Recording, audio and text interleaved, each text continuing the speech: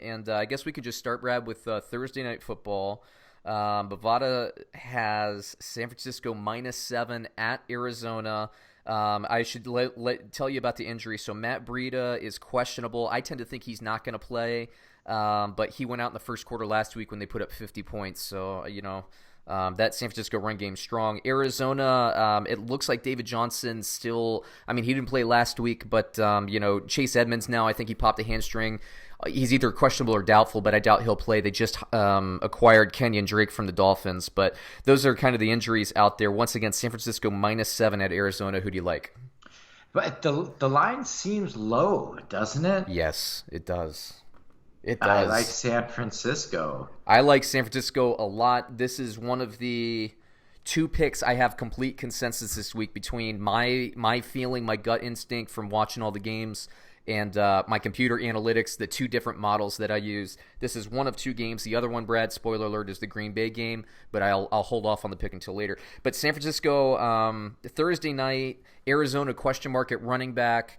San Francisco's defensive line is built to deal with a guy like Kyler Murray, who's a really fast, dynamic quarterback. I like Arizona. By the way, last week I picked Arizona to cover if Breeze did not play. I feel really good about how things shook out there, at least from a projection point of view. I really feel like Arizona would have covered had Bridgewater been in, Breeze got in, and we got that pick right across the board there. But yeah, man, Arizona, I like them. That's what I'm trying to say here. I like Kyler Murray. I like Christian Kirk. I like Larry Fitzgerald. David Johnson, you would hope would go, but short week, you don't know if he's going to go. Does that mean Kenyan Drake starting? Does that mean, I believe it's Zach Zenner or something like that? You like Arizona to cover? No. I'm just saying I like the right. team. I don't like Arizona to cover. I don't like Arizona to win the game. I think San Francisco, I think this is a 2-touchdown game for me. Boy, they're just beating everyone down. They're beating everybody down. There's nothing wrong with Carolina, and they beat them down. I thought that was going to be – that was one of the ones I got wrong. I thought that was going to be a kind of a closer, low-scoring game, and San Francisco just ran over Carolina. And I like – no disrespect to Arizona here, but I think San Francisco's on another level, and I don't think the betting public has really caught up on San Francisco yet. It's almost like that college football phenomenon where if you start outside of the top 25, it's really hard to work your way into that college football playoff. It's the same thing with betting, man. The San Francisco 49ers, they were down. Brad, you called it. You bet on them to make the playoffs before the season. You picked them. I said that they would go over on the win total, but they would narrowly miss the playoffs. It looks like you're going to be right, and I'm wrong. I've been on San Francisco. You've been on them longer than I have. I've been on San Francisco since week one after just watching what Bosa has done to this defensive line. Yep. I love this team. I don't understand why it's only 7 points. I'm sure it will be bet up by the time Thursday Night Football gets here. The thing is, I always say, look, if you have the superior quarterback, and you could argue one way or another, I think Cardinals fans would argue for Kyler Murray. I still would prefer to have Jimmy Garoppolo at quarterback, okay? The trade for Emmanuel Sanders, which he got a touchdown last week, but that's still not even manifested itself in this offense yet. That's a big, big deal for the rest of the season, the rest of the NFC.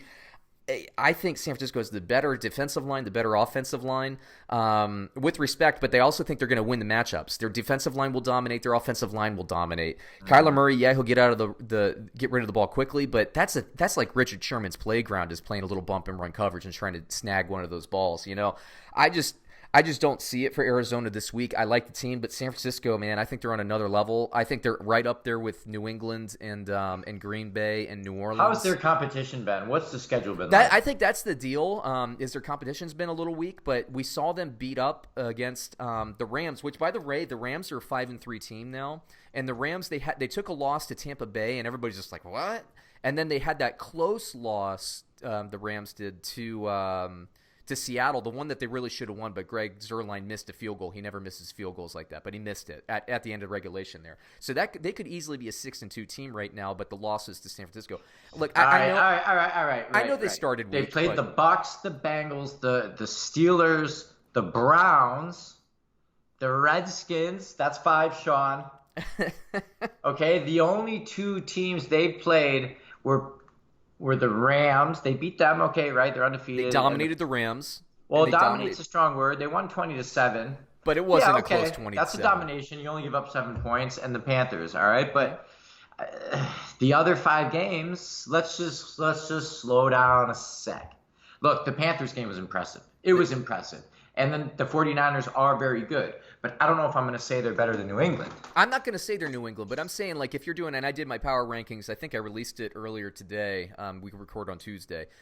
So if it's out there, it'll be out there. If you're watching this on YouTube, just check out the playlist, the Week 9 playlist. It'll be out there. But I had San Francisco at number 3 behind New Orleans, now that Drew Brees is back. And yeah, you could say the strength of schedule, but they've won all the games, and they've won all the games in my mind convincingly, and it's just been domination on the lines. That's why I love them. And Kyle Shanahan is one of the better coaches at coming out of halftime with adjustments. Like I compliment Matt LaFleur this way with Green Bay. I wasn't, for me the jury was still out on him until like maybe 2 to 3 weeks ago, and he's coming out, and that's a big thing for me. If the coaches can go into halftime say, let's go down and get a touchdown. And Shanahan always does it. And Belichick and McDaniels always do it. And it's just like when you have the talent. And San Francisco, by the way, they came into that Carolina Panthers game banged up. They're missing, Brad, they put up 51 points, missing both of their offensive tackles, McGlinchey and Staley.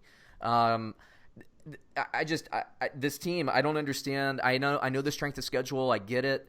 But I'm telling you, watch the games. It's not all about like freaking, college basketball API or whatever the thing is. I mean, you watch the games and they're physically dominant, and they have a smart head coach. They haven't even had to throw the ball yet this season, really, to win. It's just they're doing some good things. It's impressive. I agree 100%. Yeah. They look good. They look so good. They look good. Let me just quickly run through fantasy stuff. I think Garoppolo is a start. I think that Coleman is a start. Mostert's probably coming in for Breida. I think he'd probably be a start. I don't love the wide receivers, but keep an eye out for Emmanuel Sanders.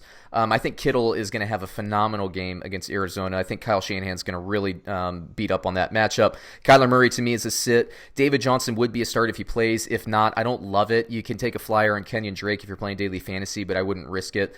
I don't like Fitzgerald or Kirk this week. I don't like anybody else.